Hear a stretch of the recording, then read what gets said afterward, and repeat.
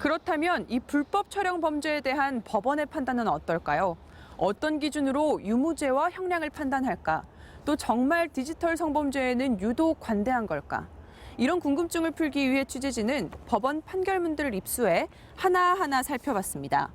이 판결문 안에는 이 문제의 실마리를 풀 몇 개의 키워드들이 있었습니다. 취재진은 판결서 사본 제공 신청 제도를 통해 올해 상반기 서울 지역 5개 법원의 불법 촬영 범죄 1심 판결문들을 모두 입수했습니다. 238건. 우선 재판 결과를 보니 실형이 선고된 경우는 모두 34건으로 14%였습니다. 하지만 대부분 강간이나 상해 등 다른 혐의와 함께 기소된 경우였고 불법 촬영 범죄만으로 실형을 받은 건 7건으로 3%에 그쳤습니다. 10명 중 8명 이상이 풀려난 겁니다. 절반에 가까운 피고인이 벌금형을 받았고 이번만은 봐주겠다며 선고를 미루는 선고유예도 12건이었습니다. 2건은 무죄를 받았는데 이 중 하나를 살펴봤습니다. 작년 9월 A씨는 이곳 거리에서 여성 3명의 뒷모습을 몰래 찍다 붙잡혔습니다. 그런데 재판에서는 무죄를 선고받았는데요. 이 법원은 피해 여성들의 옷차림을 고려했습니다. 모두 치마나 반바지를 입고 있었는데 맨살이 찍힌 부분이 많지 않아 과도한 노출이 아니라고 본 겁니다. 그러면서 피해 여성들이 불안감과 불쾌감을 느꼈겠지만 수치심까지 느꼈다고 보긴 어렵다고 덧붙였습니다. 2달 뒤 비슷한 사건을 두고 정반대의 판결이 나왔습니다. 버스에서 치마를 입은 여성의 전신을 찍은 사건인데 법원은 혐오감과 수치심을 느꼈다는 피해자의 진술에 주목해 벌금형을 선고했습니다. 남을 몰래 촬영하는 행위 자체보다는 수치심 여부에 주목하고 여기에 수치심을 느끼는 신체 부위의 기준조차 모호하다 보니 동일 사건 안에서도 유무죄가 엇갈립니다.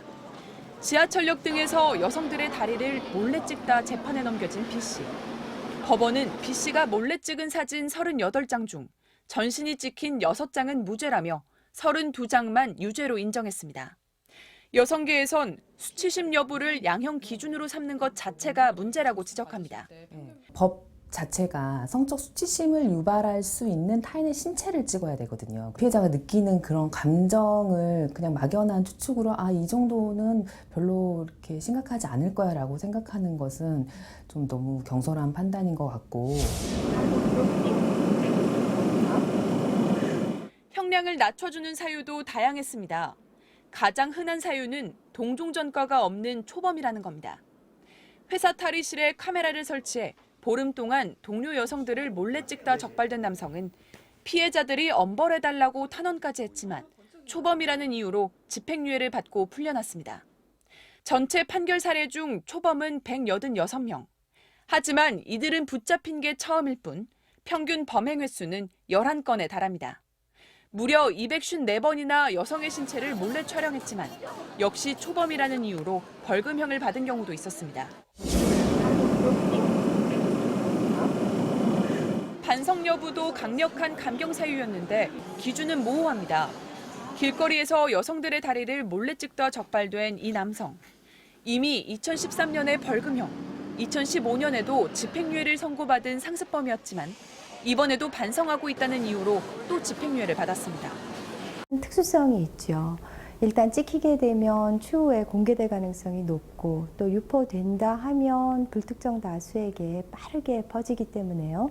그러니까 더욱 엄중한 처벌이 이루어져야 하는데 솜방망이 처벌이 계속되는 사이 한 번 처벌을 받고도 또다시 범행을 저지르다 재판에 넘겨진 사람은 41명이었습니다. MBC 뉴스 윤정혜입니다.